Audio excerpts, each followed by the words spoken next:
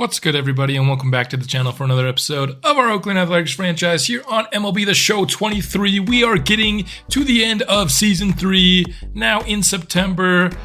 Just handled some call-ups, and now we are going to be figuring out kind of where we stand in the division. The division is still very close. We have 6 straight division games in today's episode.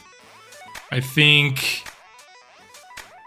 really what happens in these two series could honestly decide the division. If we could have some really strong series, that could propel us towards the top. We end up losing game 1, getting shut out 5-0. We're gonna go ahead and just kind of simulate this first 2 and then hop into the third here. This one will be a very high-scoring affair, a 15-6 victory against the Mariners this series. Excuse me. I always seem to say season when I mean series. For some reason, my brain just does not process the word series, I guess, very well. But anyway, this series is now knotted 1 apiece, and now we will play Game 3 to figure out who can take the series. And us, Seattle and Houston, are kind of the 3 teams competing for that top spot. So this episode is quite huge. We now have the same amount of wins as Seattle. They have 2 more losses than us. So a win here could give us a definite edge over Seattle, having 1 more win and 3 less losses. Going into our Houston Astros series. Like I said, series knotted 1 apiece. Let's see who can go ahead and take the series with this one playing at home with my favorite jerseys of these Oakland Athletics here, these brighter greens. And we'll start with fly out to right field. James Kaprielian with the start on the mound. It's been a while since we've seen him pitch. Kind of just didn't prioritize watching him this year as, you know, he's kind of a 1-year stopgap pitcher, but he's the guy pitching for this very important game, so we're going to take a look at him here. Gleyber Torres, of course, flashing the glove, making a very nice play to get us out of the first. Just kidding, that was only the second out. What am I talking about? Ty France will go deep and back and gone over the wall. Home run, Seattle, and so nice start, getting a couple of outs, but then Ty France with the solo shot will be the first run scored in this game. 432 feet. He absolutely nailed this pitch by Kaprielian. And now you're maybe seeing a little bit of why he's somebody that we're not looking to bring back next year. Just kind of somebody that we needed to start. We needed the pitcher for at least 1 more year, and he was the guy that was available. Ian Happ will single out here into right field to lead off the first for us. We have a 1-run lead to vanquish here of the Seattle Mariners. So nice start for the boys, bringing up Gleyber Torres after Bobby Witt grounded out. 3-1 pitch for him over the middle. He crushes this one left deep. Back and gone, and with the 2-run homer, the A's will take the lead. Holy Toledo. Gleyber Torres got a hold of that pitch. Just able to get it over the wall, and Oakland now leads 2-1. You always like Gleyber Torres against lefties. His stats, or I guess his ratings, I should say, are much better against the lefties, and that's why he is in the 3 spots and shows us just why with this absolute lovely liner that did not have, you know, a ton of arc for a home run. He crushed that thing. Boyce McDermott will line out to first base to end the first. So a nice high scoring first inning for both sides. All 3 hits get across the plate as runs.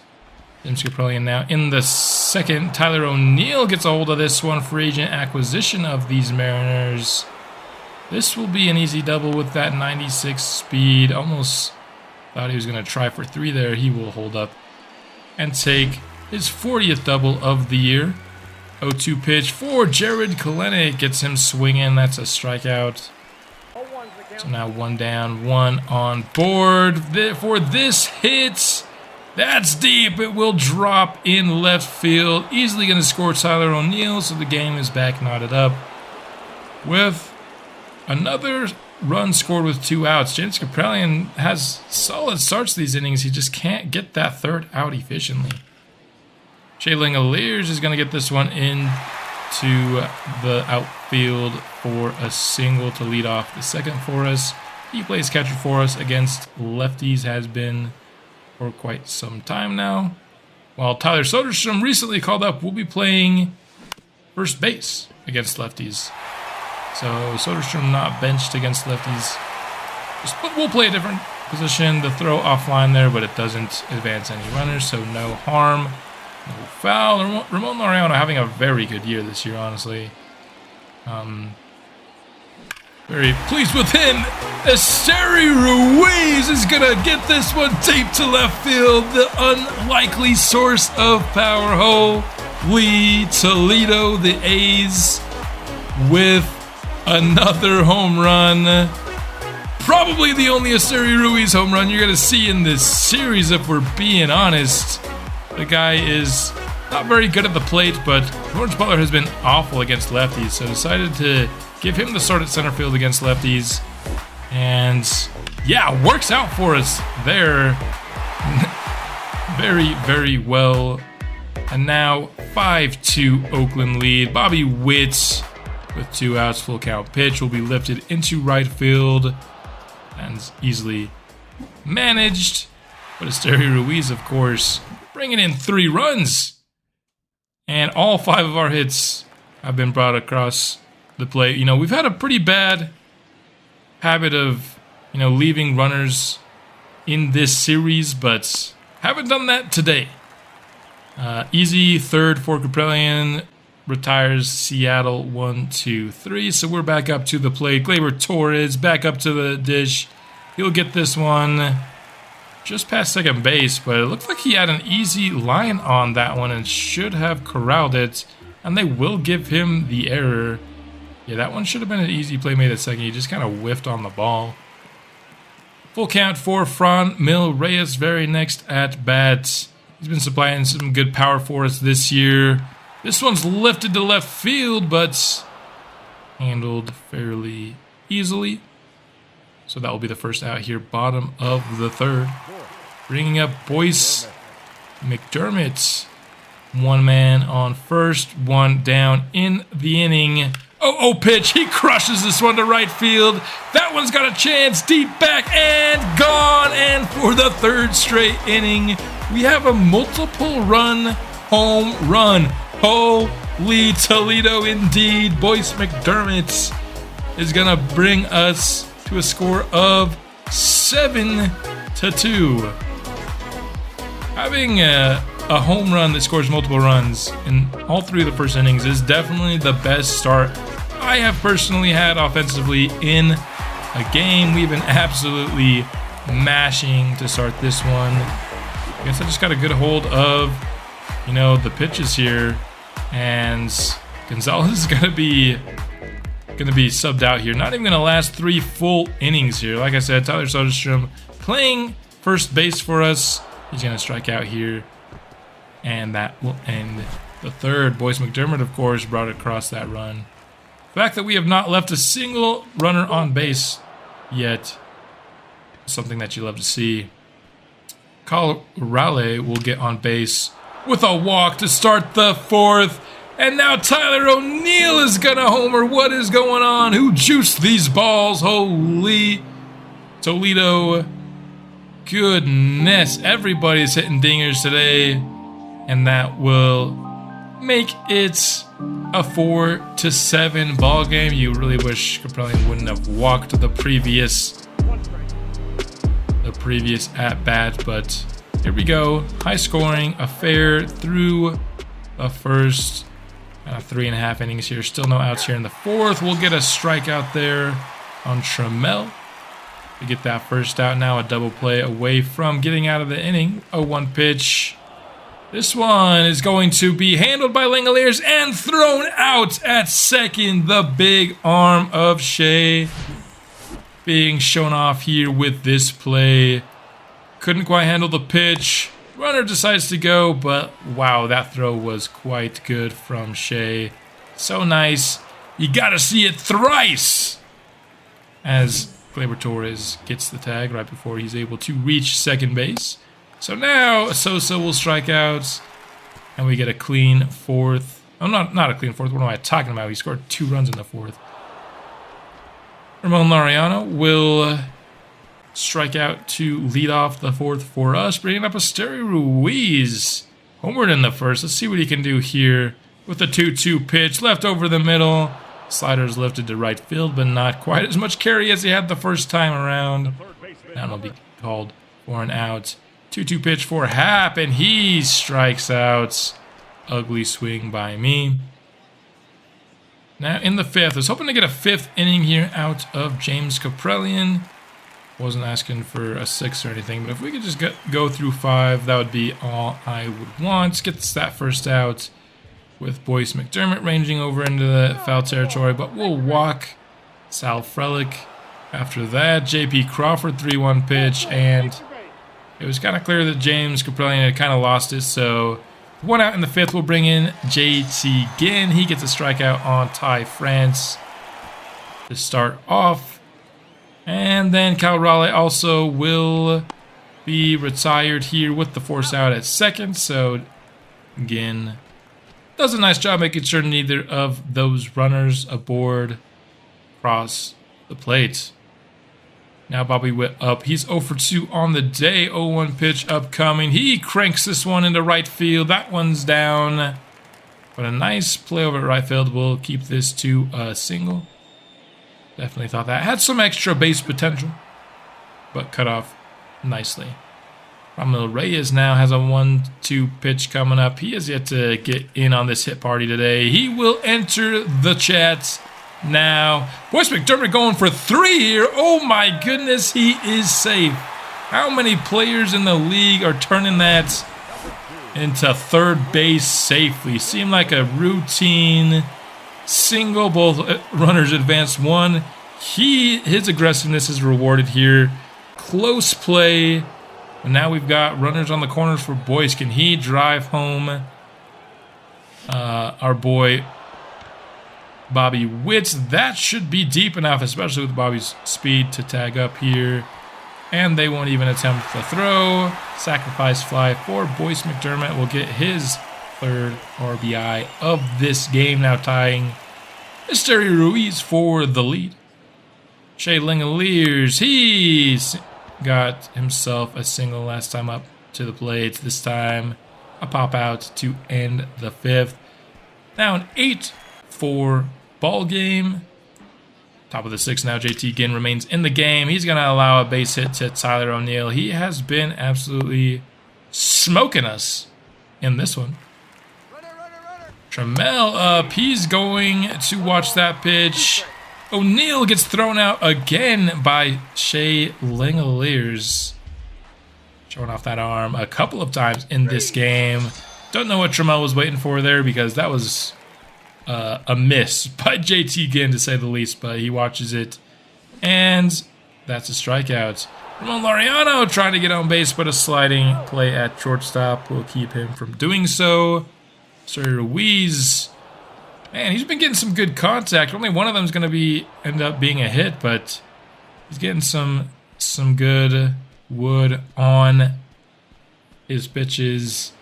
So no offense there for us, a rarity up to this point in the 6th. Diving play by Soderstrom, but Sosa just beats the throw, so that will be a base hit. 1 out now. Sal Frelick up to the plate. He sees the slider on the bottom of the zone. Nice pitch there by JT Ginn, bringing up Crawford, who swings and misses as well. Some nice stuff we're seeing from JT Ginn, showing that he can hang at the bigs. Bobby Witt beamed in the shoulder to here in bottom of the 7th. 1 out now. Gleyber Torres got some Solid contact, but it goes right to second. That will be a double play. He is grounded into the most double plays on the team this year. Fun fact for you. By France with Eric Ullman. He just got called up. He will allow a base hit here to start the top of the 8th.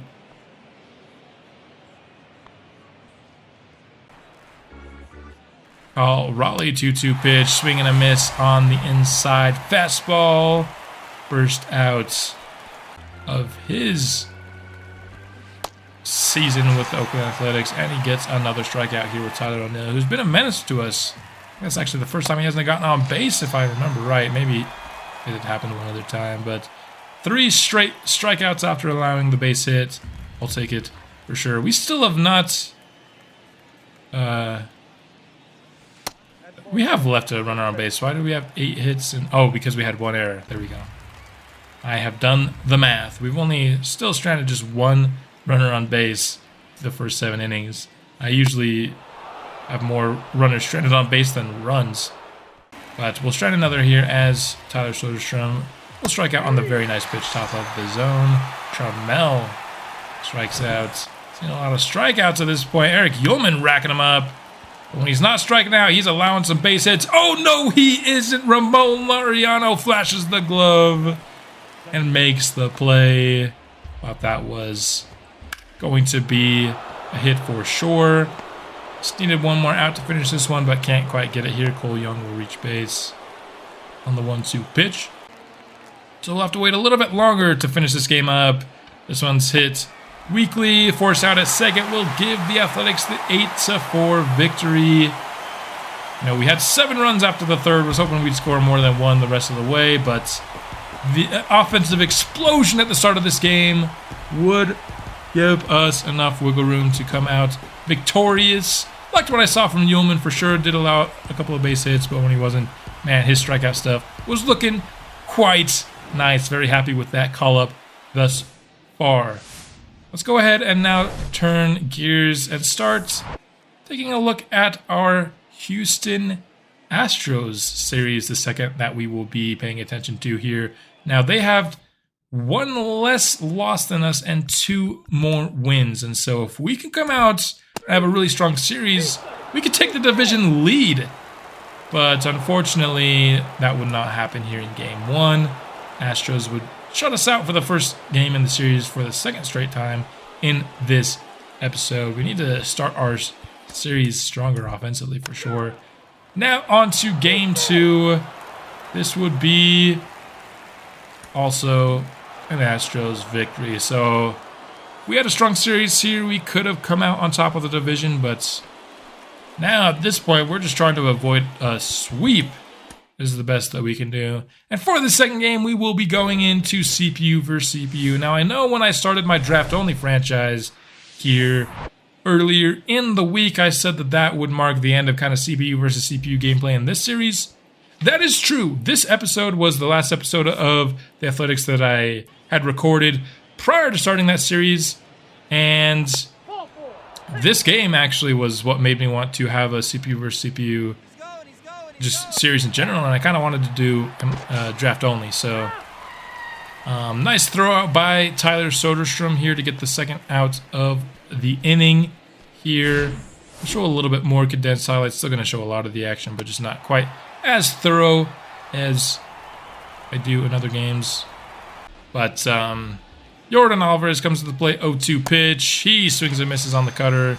Nicely done by Jack Flaherty. Gleyber Torres up bottom of the first. 1-0 pitch is in for a hit.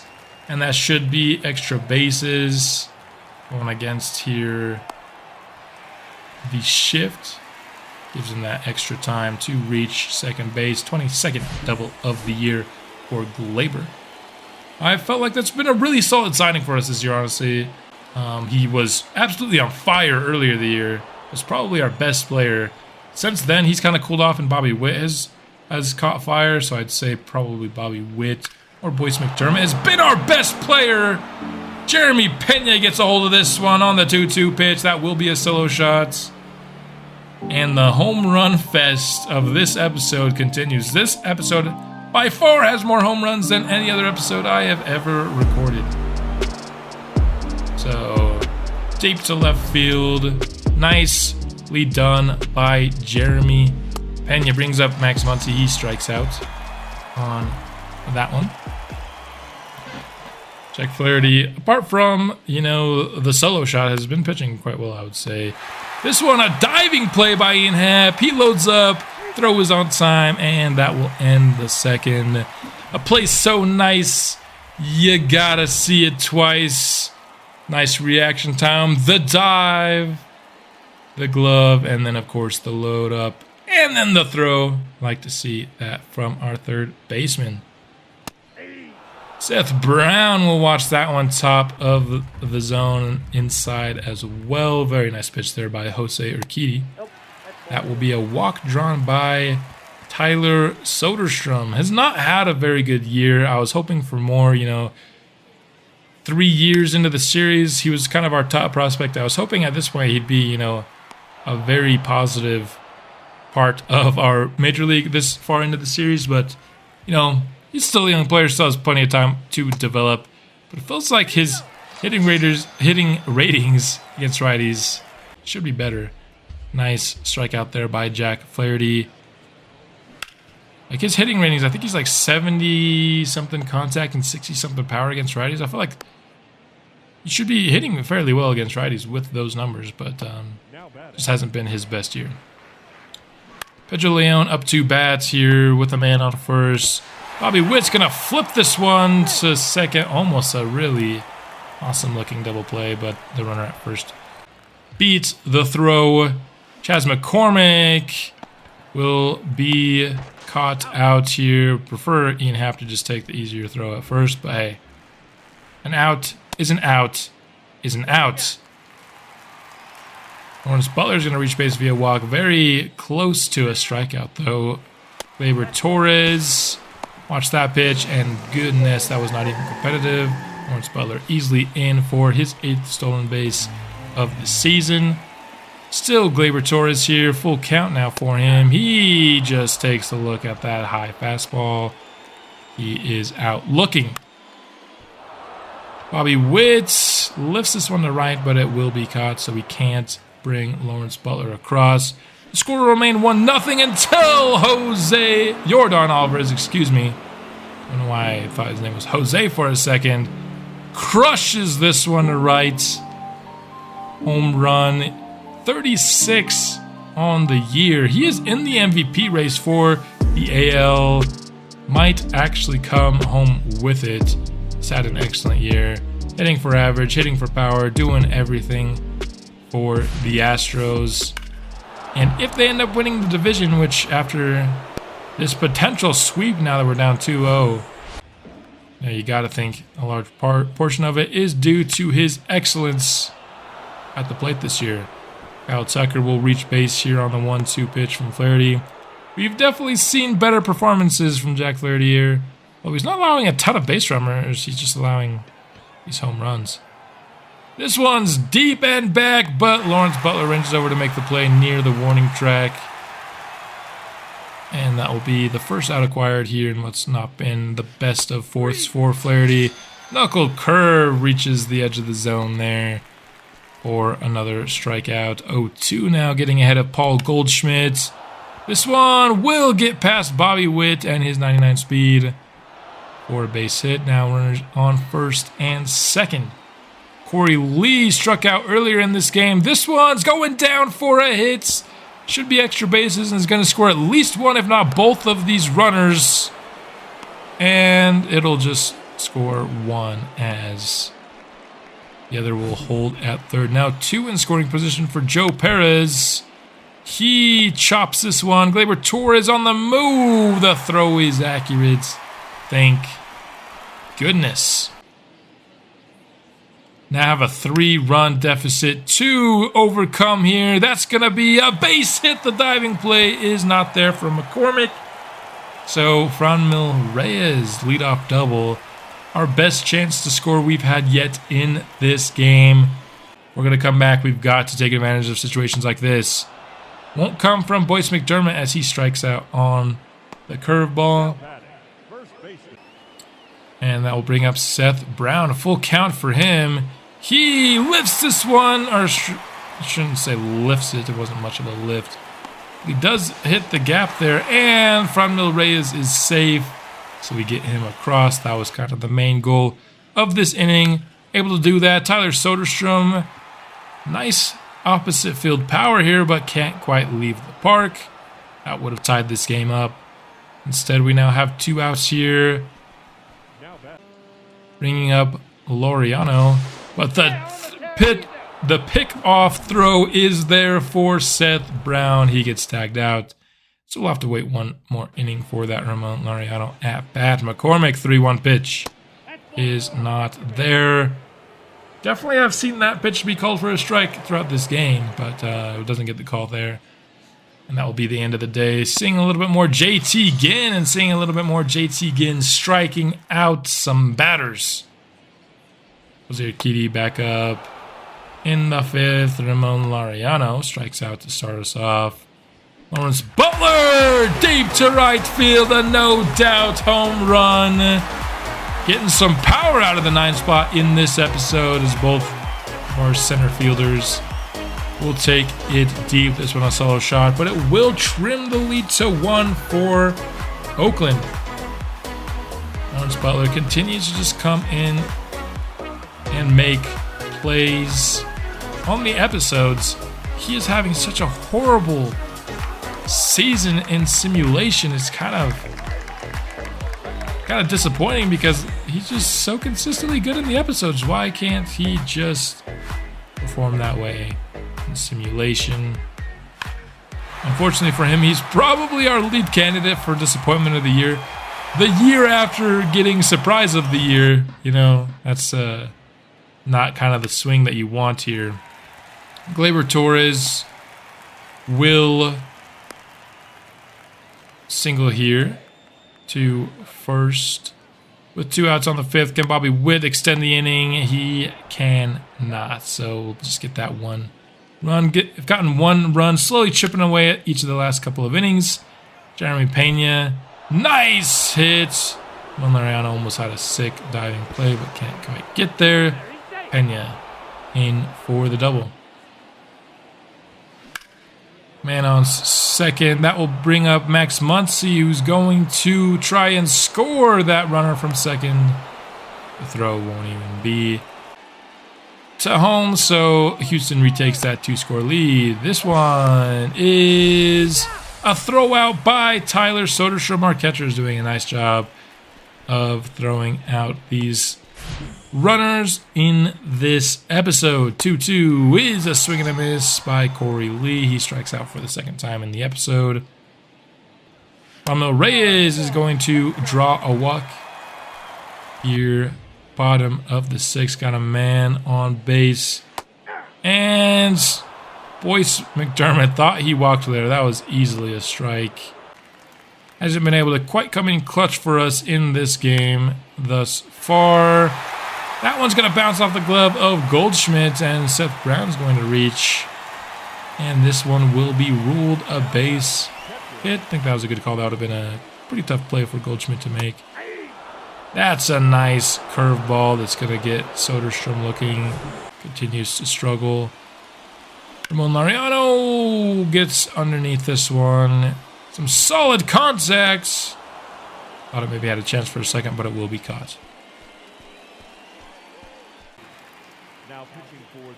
Luis Oviedo enters the game for us here in the 7th. This one is caught by Laureano. Took pretty much every bit of speed he had to get there, but he makes the play.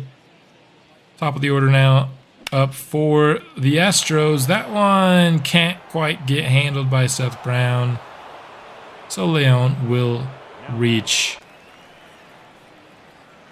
McCormick, he chases the high fastball for a strikeout. Oviedo was a Rule 5 pickup for us in this last off season, and he goes ahead and gets a clean 7th on the board. Lawrence Butler grounded out, bringing up Ian Happ, who's going to get on base via walk. His first time reaching base in this game. Full count for Bobby Witt. And he lifts this one to left. Deep. Back and gone. Bobby Witt will tie this one here in the 7th inning. The home run parade continues here for the episode. Bobby Witt's 25th of the year. 378 feet.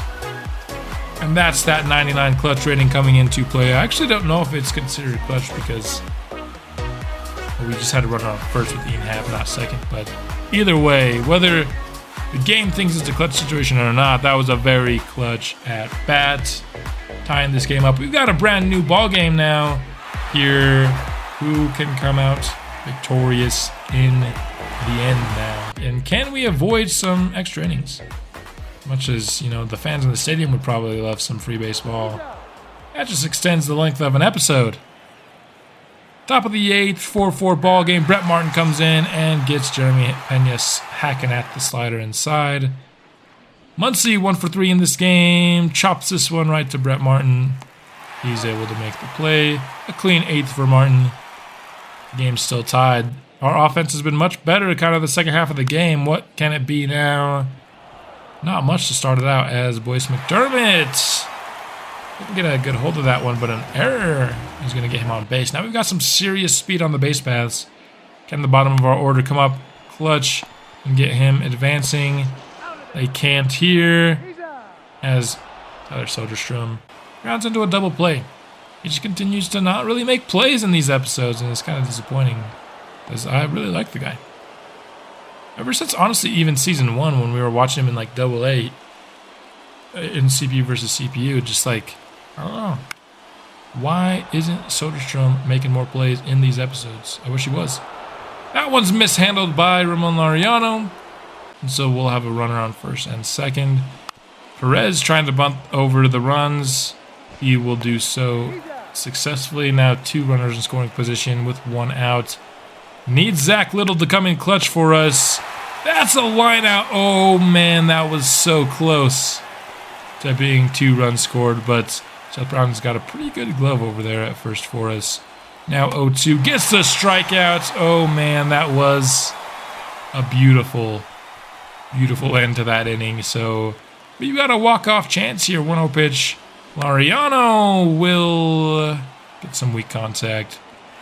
Play not made as the second straight inning will reach first via error. This time Max Muncy culpable. That's going to be called strike 3 on Lawrence Butler. It doesn't like it. I'm not a big fan of it either. He hadn't been calling that all game long. But Ian Happ thought he got a good hold of this one, but it will be pretty easily handled. Over in left field. 0-1 for Torres. He swings at the bottom of the zone. Next Muncy almost had his second error of the inning, but he's able to get the throw in time. We're going extra innings. Jordan Alvarez is going to get this past Seth Brown, and that should get a run across the plate. So now we have some work to do here. Esteri Ruiz was pinch run for Laureano in the 9th, I think. So that's why you're seeing him instead of Laureano. Pomeranz came in for us. He hasn't been doing too great. Has allowed a hit and a walk thus far, but that strikeout there will end the inning. We only allow 1. So we've got 1 run to make up. Can we get it done? Bobby Witt, 99 clutch rating. What can he do? He's going to get a soft fly ball. That won't even advance our runner. You'll love to see it. Franmil Reyes 1-2. He strikes out, and it's starting to look like Houston might sweep this team. Now 2 outs. Boyce McDermott 0 for 4 on the day. This one is hit deep to right, though, and it will touch down up against the wall. That's going to score the run, and Boyce McDermott finally coming through for us when we need him to. RBI double, his 33rd double of the season when we really, really needed it. Love to see our generational rookie coming through for us when we desperately need it. Seth Brown gets this one as a base hit. Boyce McDermott's got some serious speed. The throw to home is not in time, and the Athletics will walk it off in the 10th with a win. Honestly, I was pretty doubtful we were going to pull it off as we got those first 2 outs.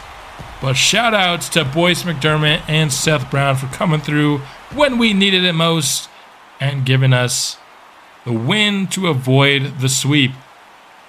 Astros had 3 more hits than us, but also had 2 errors on the day. Drew Pomeranz will be credited for the win, even though he didn't really pitch all that well in the 1 inning that he had. So, nice, good gameplay, I think, in this episode all around. We'll be simulating more in just to kind of see how important the rest of the season is. We end up getting swept 4 games by the Yankees. That was not at all what we wanted to see. I think that probably killed a lot of our momentum. Also lost the series against the Twins. Would win the series against the Toronto Blue Jays, but that sweep by the Yankees, I think, killed a lot of our playoff momentum. So, looks like we might not be playoff bound here in year 3. It was in question. I wanted to at least be in the range where, September baseball, we had a shot. Now with 5 games back, though, with only a few games left on the season, I don't think it's going to happen for us this year. But we did reach our goal of 75 wins at least. So that's something. That's all I have for this episode. I'll be back soon with another, and I will see you then.